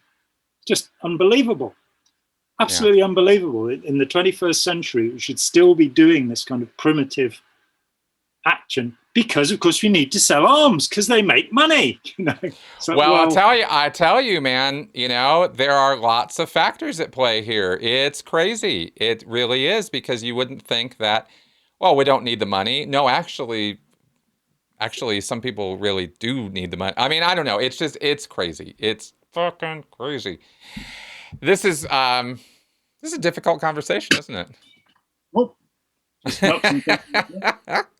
very difficult conversation. I mean, it is, because it's hard. Because really, what I'm trying to do here, of course, as I'm sure I've made plain over this last hour, is I'm trying to reconcile some things in my own head here. I'm just trying to have a conversation about this, and the things I'm talking about right now are things that have been on my mind. But I need the conversation, because it is difficult. It is not. Do we want to support our governments? I think we do. I mean, they are our governments. They are the things that represent us and make decisions for us. We'd like them to be, I'd like to have some affinity for them, and then you see some of the things that go on and you just go, oh my God, well, I don't really agree with that. Then you get some more information about it. You go, okay, well, I get why that was necessary. I still don't like it, but I get why it was necessary. And then you kind of go, well, is it possible to change this? Is it really possible to change it? And if so, in what direction? And that's where I kind of hit a roadblock. I hit a bit of a brick wall, because everybody's got some idea, but okay, that's nice. There's lots of ideas, but what do we do here? Can we do anything? I'm not sure. I mean, firstly, Arthur Koestler brought up the idea of holons, this idea that you have increasingly large hierarchies of organization. And I think you do point to an error in that idea, which is that the different levels of organization don't function in the same way. Uh-huh. And that by the time you get to a huge amount of people, you have a different function going on. I'd also, at this point, as I always do in all conversations, mention Ira Chalef and say that his work on courageous followership, on not letting leaders get away with the immoral things, on keeping the focus on, and we're now going to see a copy of Intelligent Disobedience, which we also recommend to all our viewers. Ira's done incredible work. And he is very, he works with congressmen and has done for nearly 40 years now. I've known him. He actually worked for me for a few weeks before he went off there to work for Al Gore and various other people. So he's very aware of what's happening in government, and he's very concerned that the people in government should be moral, that we should be looking towards the good of humanity, and that the problem is often that some stupid mistake is made. The invasion of Afghanistan, look where that's got us to. Yep. In 2001, when the Taliban, the religious scholars, to translate that word, were running Afghanistan, they had a deal with the British government, and they exported 108 tons of raw opium. In 2004, after Helmand Province had come under the control of the UK government, there was an export of 4,004 tons. Yeah, 108, 4,004. Wow. So what was the incredible benefit of getting rid of the Taliban in this particular instance? Well, it meant that if you were on the streets of Glasgow, you could buy a bag of heroin for 50 pence, which is about 70 cents. That heroin went all over the world as a consequence, an unintended consequence. And you then get into the wonderful movie War Machine with Brad Pitt. Yeah. He's kind of going, well, why can't they grow something else? And it's, well, they're forbidden from growing cotton because that would be in rivalry with the United States. So they grow poppy. So you get these incredibly Byzantine twists of relationship because a stupid mistake was made in the first place, which was instead of going after Saudi Arabia for 9/11, they went after Afghanistan. They went after Iraq. So instead of going to the House of Saud and saying, you've got to stop this stuff, stop it. Well, I'm under the impression that we are such staunch allies with Saudi Arabia mainly because it gives us position with Iran. And Iran is considered the major threat of that region. That's how I've read about it. Their biggest enemy. But of course, what held the Middle East together was Iraq. That Saddam Hussein was an evil bastard, but he killed far less people than were killed during the Iraq War. And, he also perpetuated a system. I mean, the reality is that when the war started, he had debts of £460 million, so about $550 million, for arms purchased from Britain. And under our law, they're all guaranteed. So when he didn't pay it back, the British taxpayer did. So the profits that are coming in from munitions might not be what we think. As the movie Lord of War says at the end, the 5 permanent members of the Security Council at the UN are the 5 biggest arms dealers in the world. Wow. So realpolitik tells us that we are in a dangerous place. I think we should push towards not letting 4-year-olds go up chimneys, to having an age of consent for sex, towards moral things. I think also that we should impose upon politicians a very simple rule, which is if they tell a lie in the performance of their duty, they are barred from politics for the next 5 years. So if they willfully say something that is untrue, palpably untrue, they shouldn't be allowed to represent people for another 5 years. So that when Margaret Thatcher stood up in the House and said that the Belgrano, the Argentinian ship, was inside the so-called exclusion zone around the Falkland Islands, and those 500 people lost their lives as a consequence, it was a lie. The ship was outside. She personally gave the order to sink it. We know that now. When that happens, that politician should be disgraced, maybe forever, but maybe for a period of time. I think it also worries me just how many American politicians belong to fraternal societies or sororities. Yes. Yeah, the conspiracy buffs go crazy with that, but it is interesting. Yeah, but they're secret societies, aren't they? They're old boy networks. And I was looking at the figures the other day because I'm rewriting what used to be Opening Minds, and we're going to call it something else. People can write in and tell us what to call it. But in going through that, I looked at hazing and the effect of these really extraordinarily cultish behaviors on our society. And, that maybe if we could deal with some of that, if people were a bit more honorable, a bit less corrupt, yes, a bit more, if cops were, as so many are, concerned about the law rather than protecting the other boys in blue, or don't want to be sexist, the girls in blue. Yeah. Then we have a different society, which is why we launched a Cops Integrity Matters hashtag to say, this is really important. Corruption is the most dangerous thing in our society. Yeah, exactly. I don't disagree with anything you're saying here. I guess it really does kind of come back around for, at least for you and me, or me, I guess. To continuing, I'm just looking at, what's the most effective thing I could be doing here? What's the best thing I could be doing? And it seems that within my knowledge and ability, what I'm doing is exactly the right thing to be doing. You see, that's the thing. Sometimes you really gotta hash this stuff out. You gotta talk it through, you know what I mean? I hope I haven't alarmed anybody with some of the things I've been saying here, because I'm really just contemplating ideas. This isn't like I'm like arguing from some, concrete position here. I'm really just sort of looking at this and like, well, what about this? What about the pros of authoritarianism versus the cons of authoritarianism? I don't know. If we can't have that conversation, I don't know that we are really thinking the thought through as well as we should. Because groups need leaders. People need people to follow. I mean, again, maybe in smaller groups, that's not always the case.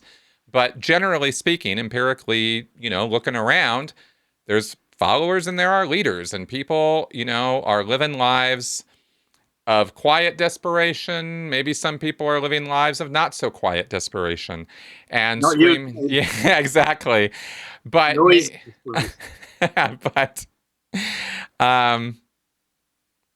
but we look to leaders to tell us what to do, to inform us, to guide us. And we have certainly been, inarguably, I don't think this is really even a debatable matter. We have not had that here in the United States with COVID. There have been a couple governors who have stepped up and been notable, but otherwise, Cuomo is incredible what he did in New York. Exactly. And I want him for president. I don't want Joe Biden. I want Cuomo.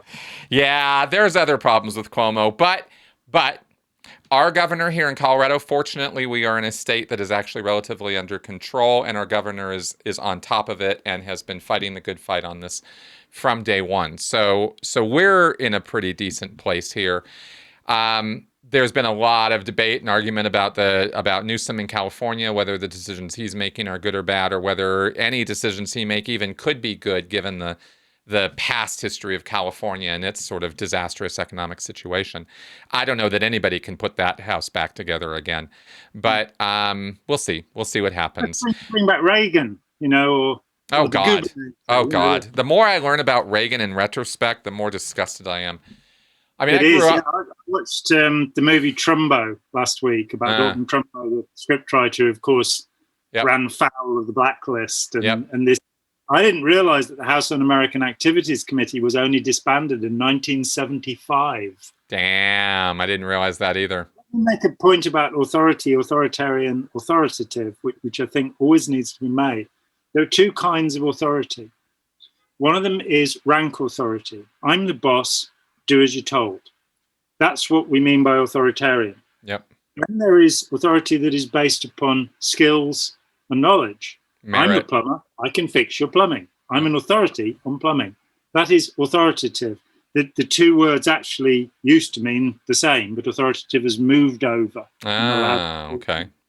So if we thought about having, respecting leaders who are authorities, then there would be authorities on government. There would be authorities on diplomacy. There would be authorities on doing the right thing scientifically.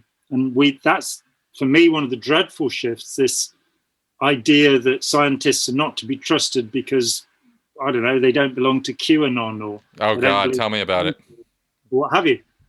That is an astonishingly stupid, you know. And yes, I understand that scientists have made terrible mistakes, and I will here make a differentiation between hard science and soft science. So what a sociologist or a psychologist tells us, it's soft science. It has some basis, but the meaning may change drastically.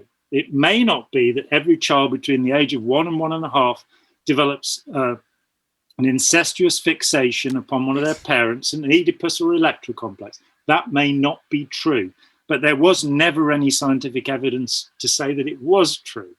But then you get over into hard science, and when you get into medicine and epidemiology and virology, you're not dealing with guesses. You're dealing with hard numbers. And looking at what's been recommended, that those places like South Korea and New Zealand that have immediately taken the advice. We found out that we have 4 medical authorities in our SAGE committee. What a good name that is. 3 of whom weren't qualified for the position, and the 4th of whom was sacked. So we blundered into a massive death toll because of, you know, for example, it was decided there wouldn't be enough hospital beds. Brilliant solution. Move all of the old people out of the hospitals into care homes. Oh, 15,000 people moved, 13,000 deaths in the care homes. Every care home was infected because they didn't bother to test these people before moving them.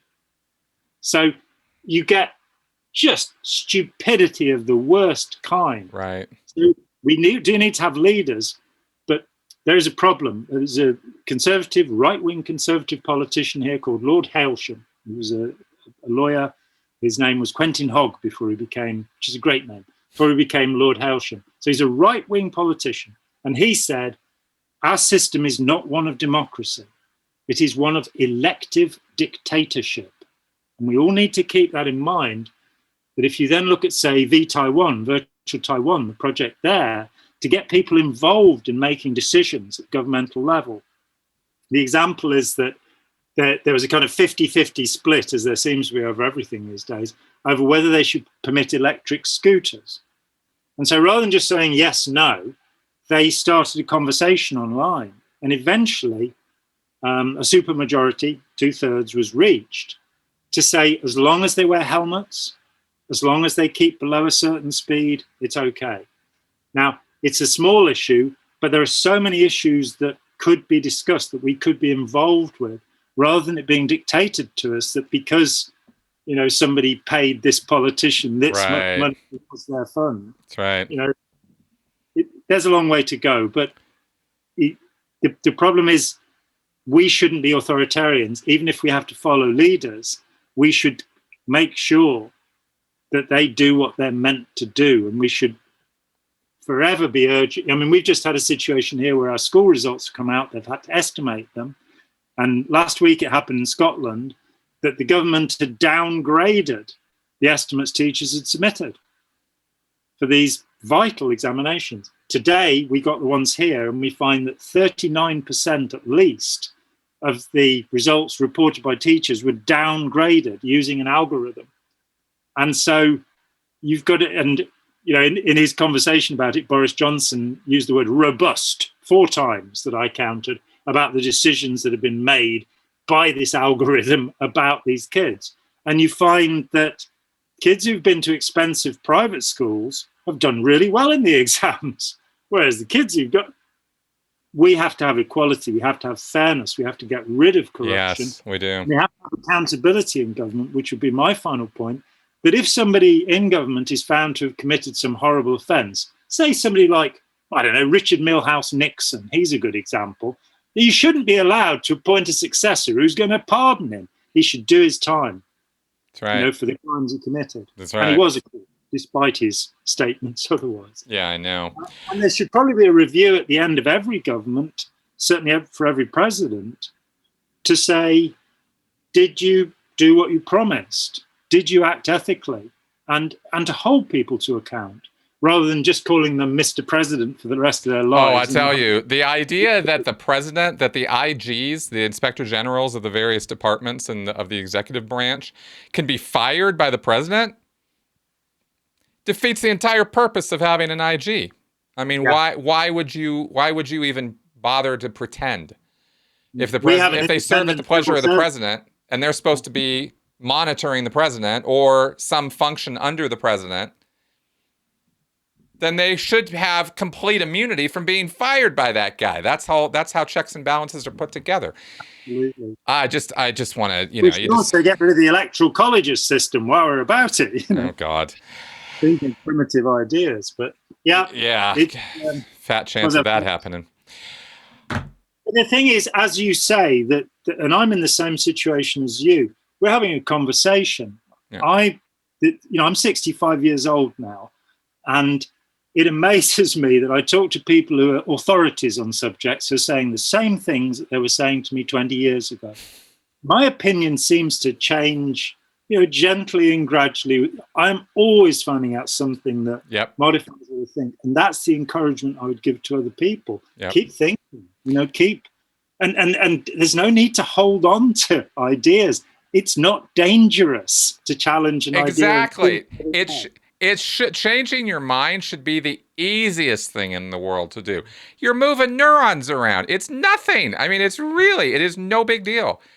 I almost changing your socks, for example. Well, I almost take it as axiomatic in critical thinking that if you're not changing your mind like dramatically on a weekly basis over issues or subjects or things you're thinking or talking about, I don't know that you're doing your job as a critical thinker, because I tell you, I have, and this comes right out of John Stuart Mill, who I'm just going to keep going back to because the man's, the OG on this. A wife is a slave. Yeah, exactly. Well, he also, as validated his wife enormously in 1850 or something, about how he couldn't have done any of his work without her. 1859. Yeah, exactly. A lot of things happened between 1859 and 1879. I found those very seminal years in a number of ways. Evolution, psychiatry, a lot of stuff. Lewis Carroll's Alice in Wonderland. Yeah, exactly. A lot of stuff. Dracula, I think, came out of that time period. All right. Anyway, Sherlock Holmes. What I wanted to say, and sort of ending off with this was, I love being presented with a question that really rocks me, that really changes my universe, right? It really rocks my head and how I'm thinking about things. And let me tell you one that was put out this morning on Twitter, of all places. Somebody put up a website or a poll or something, and it was, who do you want to be president? That's it. That was the question. Rocked my world, because I suddenly realized it's same way as when somebody invited me, a TV show invited me to actually consider what it would be like to live forever. Like, really think about it. What would it really look like? And once you actually look hard at something like that, you suddenly, all the airy-fairy, oh, I wish I was immortal, just goes, you realize the torture it would be, So on this, I realize, who do I know of that I would want to be president of the United States? Wife, obviously, Chris. Yeah. Oh, of course, Melissa. All the great free lunches you'd get. Yeah, exactly. Actually, I think it should probably be Seven the Wonder Cat. He's our cat. I think he should. There you go. But it's just one of those questions where once somebody poses it to you, you just go, hey, wait a second. Because for me, I mean, you ask me a question like that, and you ask it seriously, and I'm going to start thinking about it, and it's going to be, well, wait a minute, what are the qualifications for this office?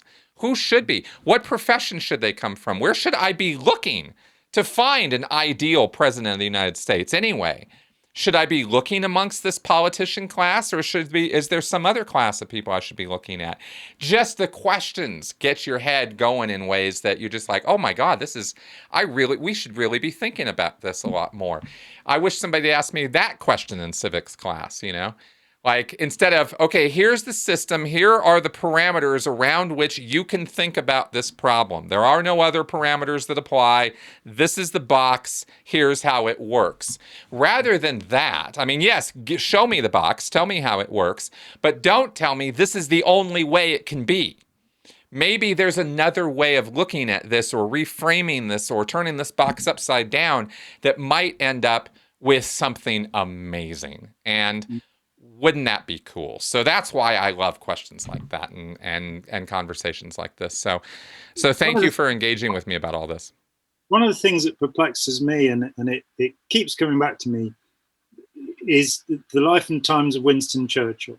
That this really astonishing man is very definitely could be classified as a psychopath. There are no two ways about it. He was engaged in some dreadful, awful things.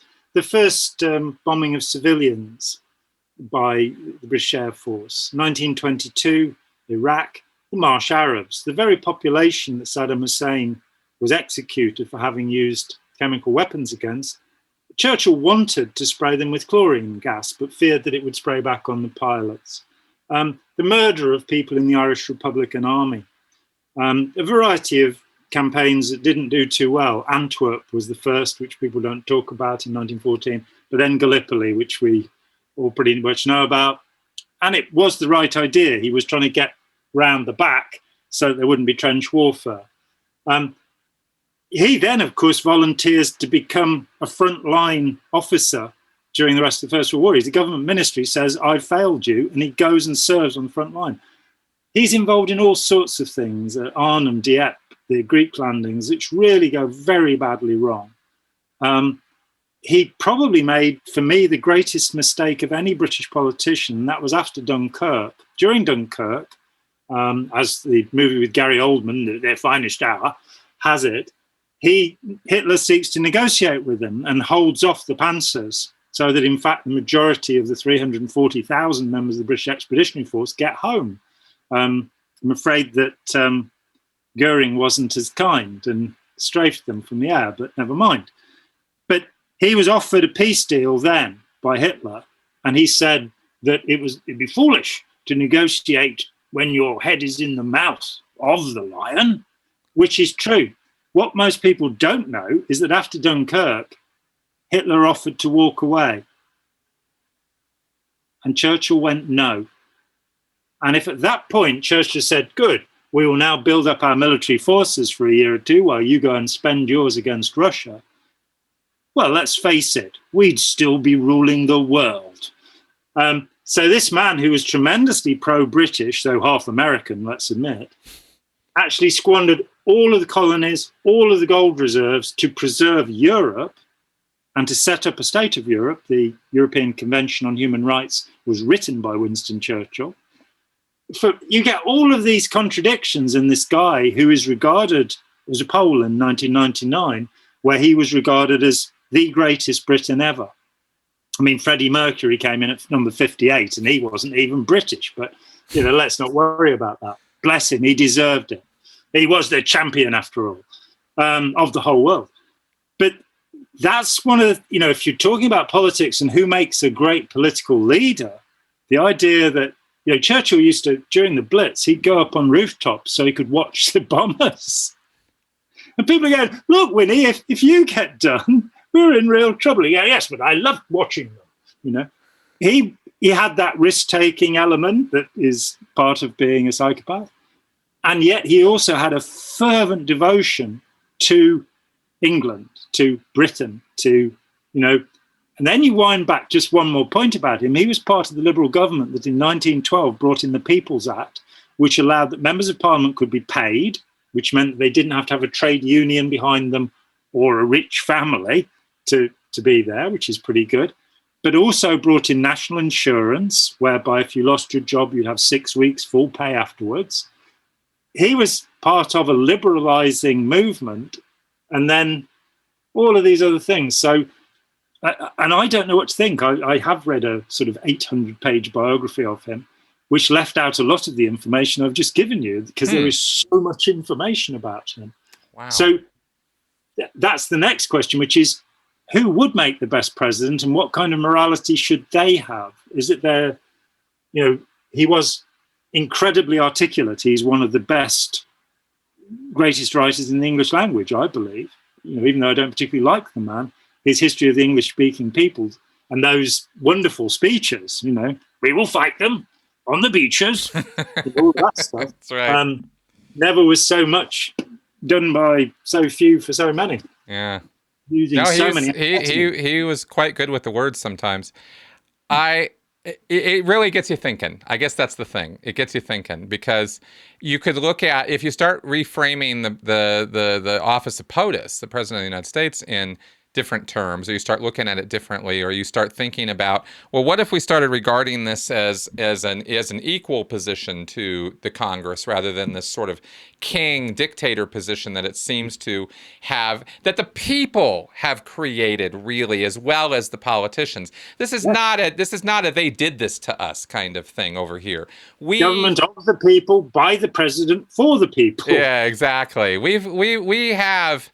The founding fathers talked about this, which is why we know this, that they did not want a monarchy, and they did not want that again. They knew what that looked like, and of all the things they didn't want that. And then George Washington said, "Nobody can sit down until I've sat down." And yeah, exactly. And then you get the contradictions, exactly, just like with Churchill. You get this, but then you get this, and you go, "Oh, it's complicated." All men are created equal, but they're slaveholders. And you're like, well, what the hell am I supposed to think about this? Well, it really depends basically on what you want to think about it. Because I look at that and I go, it was complicated. It was a different time. The values were different. Cultures evolve. I mean, that's how I look at it. But not everybody looks at it that way. A whole bunch of people look at that and go, bad man. And I go, okay, well, guess how many millions of other bad men he joins in history who had something to do with slavery, right? This bad man, also happened to write one of the most influential documents in human history. So what do you do with that? And you kind of go, well, I look at it, and what's that? You're talking about Jefferson now, not Washington. Yeah, right? I'm talking about Jefferson there. Right, so I was referring to him. Just for our English audience here. Yes. So, so you have complicated people, smart people, nuanced people, people with a whole different value set who grew up in a whole different world than we're growing up in. And this is where I think really at the end of the day, our moral judgments of people in history are really just so much hot air, because you're not walking in their shoes, in their world. You're walking in this one. And this one is built on their shoulders. So bitch and moan all you want to about how evil they were, but our society has evolved in an Enlightenment age because of those people, good and bad. But perhaps also in spite of those people. That too. That too. The other thing we should say about Jefferson is he was not only a slave owner, and there is never any justification for that, whatever the culture is, I'm afraid. And he also advocated the complete extermination of the Native American population. Yeah, so I get that. I get that. I'm not sure that I think we can judge from where we are.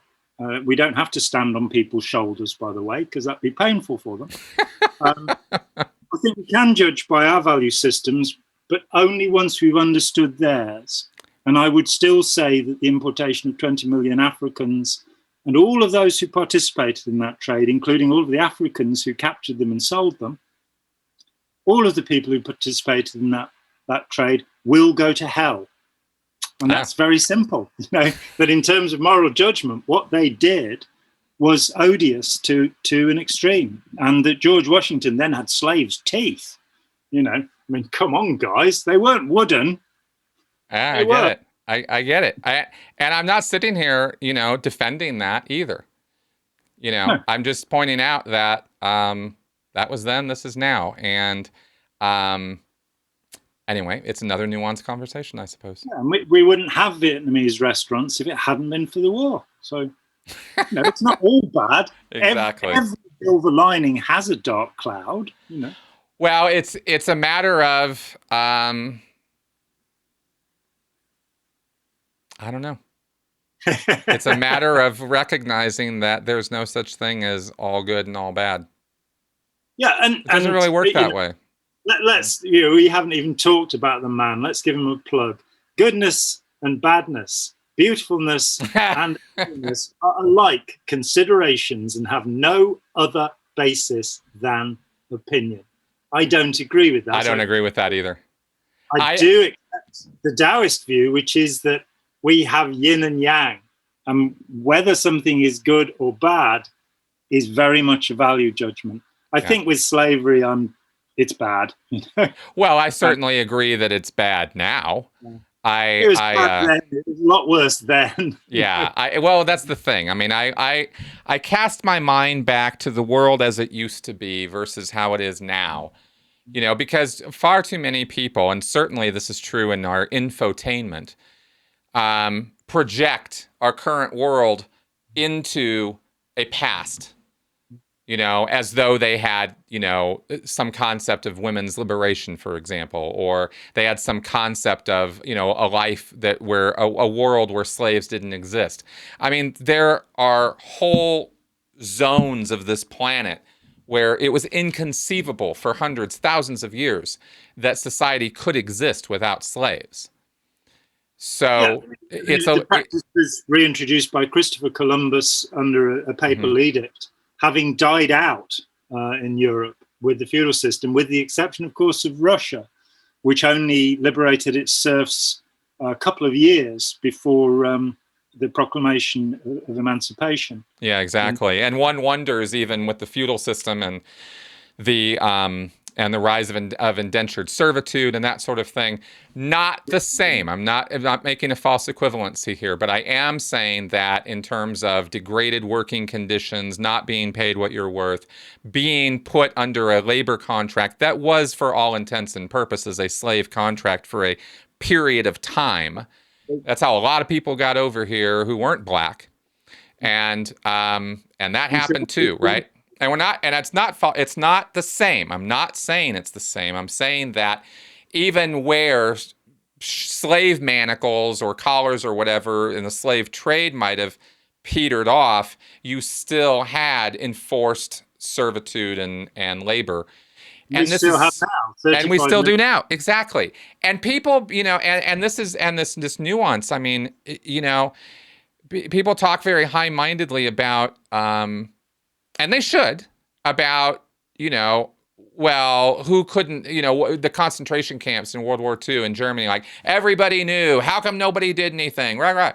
Well, how many people you see going over and dealing with the Jaeger Yugar, the Chinese Muslim concentration camps that they're running right now? Xinjiang. Right? Yeah. So that's happening right now with ethnic minorities in China. What are we doing about it? Well, we're sanctioning them. Okay, good. That's better than nothing, but are we really handling that? Like, if you really want to ask yourself deep, pointed, tough ethical questions like what would you have done then? Well, what are you doing now? Yes. And that's on the money. That's on the money. So what are we doing now? Exactly. And the other thing about that is don't try and do too many things. Exactly. Having been in that situation, if you're going to take on, 40,000 people with $1 billion, focus on that. Exactly. Don't try and, but and talk about it. I mean, the Stetson effect, just the thing of complaining, just the thing of saying, I don't approve of that. So, we have a situation of apartheid in various parts of the world. Obviously, what's happening to the Uyghur and Xinjiang is apartheid. They are a sub-people. What's happening to the Palestinians in Israel is apartheid. What's happening to women in many parts of the world is gender apartheid. This is stuff.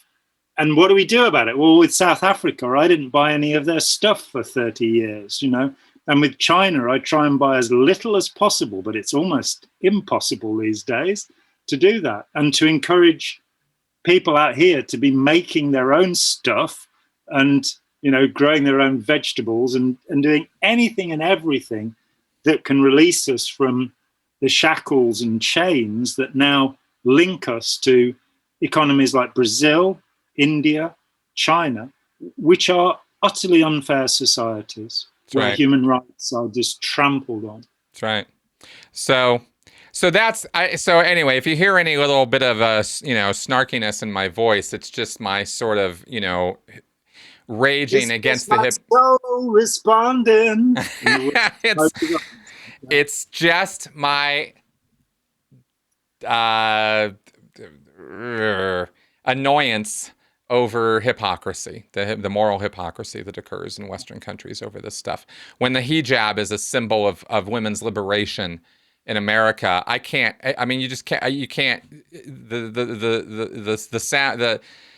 My eyes can't roll back in my head far enough. I mean, I really hate this stuff. Well, So what about the French where they've banned face coverings and now they've ordered people to wear masks? I mean, how do you make sense of any of that? I know, it's wonderful, isn't it? Global pandemic context. I don't know. It doesn't really matter. But anyway, good times. We can obviously there are enough moral failings and moral pitfalls for us to talk about all day long. I just wanted to sort of compare and contrast a little bit, like I said, about the authoritarian governments and some of the actions they take versus the perception of what they're doing. And I thought we were kind of, we were a bit all over the place here, but I think it was a decent talk, and I'm glad that we had it. So I want to thank you for taking the time to be part of me on this, with this. Yep. It's been a great pleasure, Chris. Awesome, man. All right. Well, let's go ahead and wrap up because we could just keep going for another 3 hours, I am sure. But folks out there, I hope you found this interesting. Again, this is filed under food for thought. This is not me telling you what to think or John, necessarily doing that. This is us actually having the kind of conversations we'd have whether we were on camera or not. Because this is the kind of stuff we sit around talking about and thinking about, and trying to figure out. Not coming to the medium with all the answers prepared, but more of, hey, I'm thinking about this and I'm thinking about this and I'm thinking about this and this is some of where it's going on in my head about it. And I'm not really sure what to think. And if you came away with this whole conversation with that in mind as to what we've been doing here, then you've been on the money. So thanks for coming around and listening, folks. And I will see you next week. And bye-bye. Goodbye.